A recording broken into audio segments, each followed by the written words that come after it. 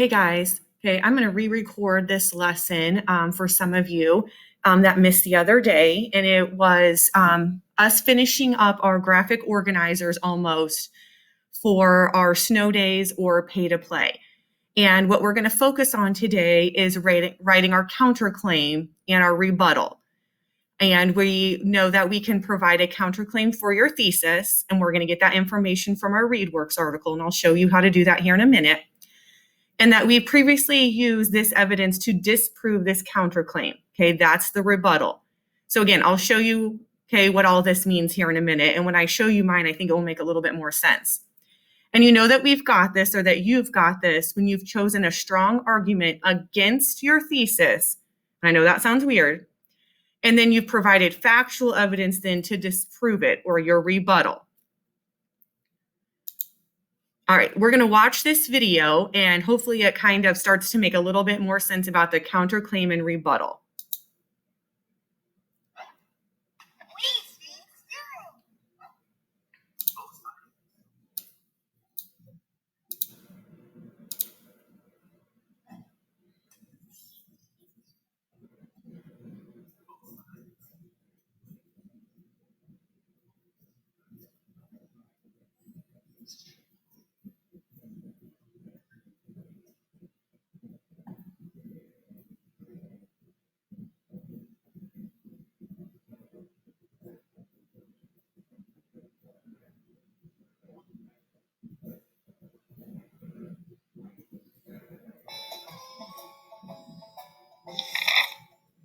Get the most bang for your buck by choosing the strongest or most common arguments against your position.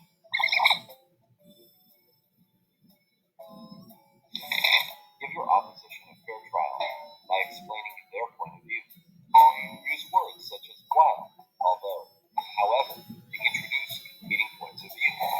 Extreme confusion.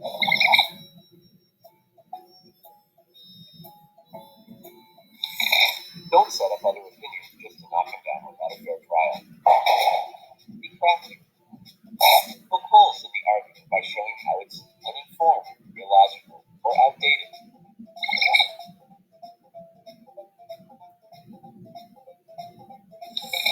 You'll probably wish you could razz the opposition, but bite your tongue. Keep your tone respectful. Gratitude and stuff that way. As the saying goes, inner intent. And bury it with a smile. Oh, you don't.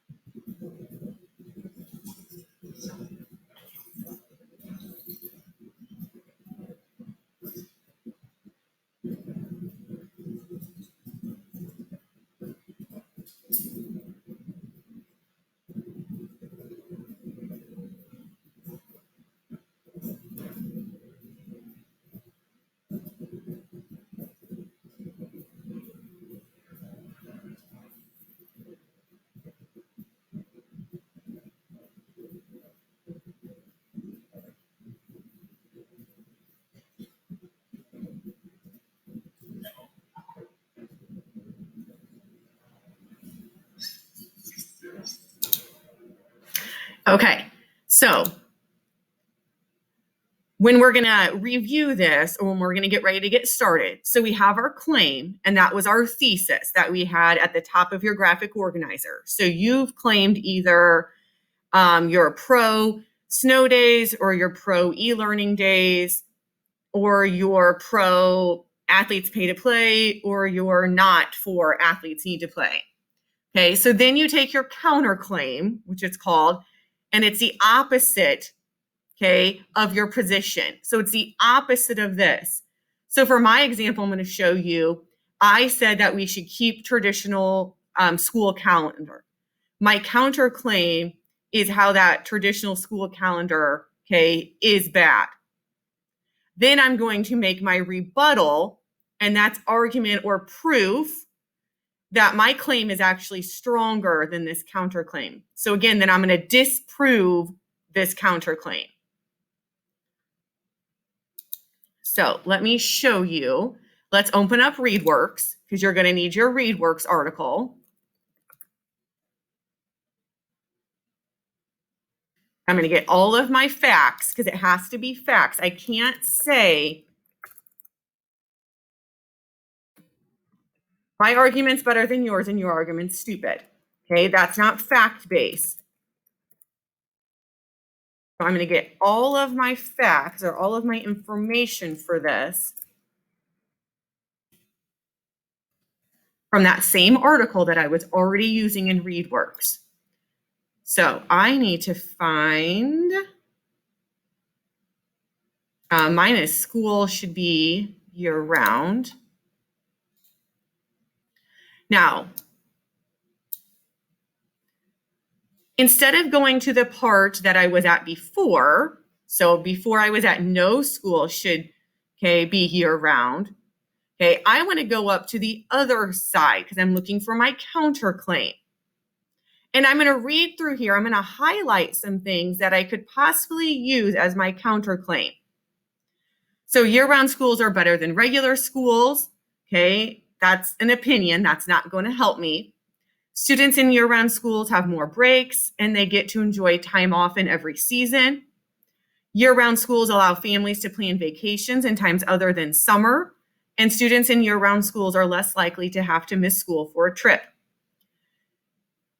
Frequent breaks are good for students. They have less stress when they go back after break. Okay, I could maybe use that one, so I'm going to highlight that one. They become more eager to learn. One student said, I love it. Just about the time I'm really tired, I get a break. Last part says, breaks also give teachers time to plan better lessons. Teachers in regular school are so busy teaching that they have less time to plan lessons for their classes. Students in year-round school tend to remember what they learn. Before I move on, I'm going to go back and I'm going to highlight these two things about teachers using their breaks to plan. Okay, should teachers have to use their breaks to plan? Not really. Okay, I could maybe use this as my counterclaim that you're going to say that teachers should use their breaks to plan, even though those breaks should be for them to take a break, okay, or to have some time off. Students in year-round schools tend to remember what they learn. That is because their breaks are too long. Teachers don't have to spend time going over things that students have forgotten all over the summer, and all schools should be year-round. Again, that last sentence is an opinion, so I can't use it. So based on the two that I've highlighted, I think I'm going to use this second one about teachers using breaks to plan and to have time to plan lessons. I think I can use that, and I think I have a little bit more, I don't know, I think I have a little bit more bang for my money, like if I use this one. So if I go to my graphic organizer now, you'll see that some of these are already here. I have to have my counterclaim, which goes down here where it says evidence against your thesis. So I have to use what's in my ReadWorks, okay, that I highlighted. I can't copy and paste it. I have to put it in my own words, but I want to use it as my counterclaim. So people who believe in the value of year-round education argue that frequent breaks give teachers time to plan better lessons. Okay, that's what I have written in my own words based on what I found in my ReadWorks article. Now I have to do my rebuttal, or where it says disprove this evidence. So I'm going to disprove this or say, that's not really right. And I'm going to start with one of these words. We saw these words here, while, however, although, in that little video we watched. I'm going to start my rebuttal with one of those. I put, however, this implies that Riverton teachers do not already plan well throughout and do not already plan well thought out, and develop lessons. This does a great injustice to the quality educators in the Riverton School District. So this is all in my own words, and I just disproved this. So I was saying, you're saying I have to have these breaks to create good lessons, I was already creating good lessons no matter if I had these breaks or not. So that's what I'm using as my rebuttal. And again, you're going to start with while, however, or although, whichever one makes sense for you. So let's review a little. I'm going to go to my ReadWorks article, and I'm going to go to the part that I was not already using. I'm going to read that part, highlight a couple things that I think I can use as my counterclaim, and then put my counterclaim in my own words using that information from ReadWorks. Then I'm going to disprove it or have my rebuttal using one of those 3 words to start, and then disproving it in my own words. Now, I'm not going to do anything down here yet. I'm going to leave this conclusion and call to action blank right now. We haven't gotten to that quite yet. So I want you to try now.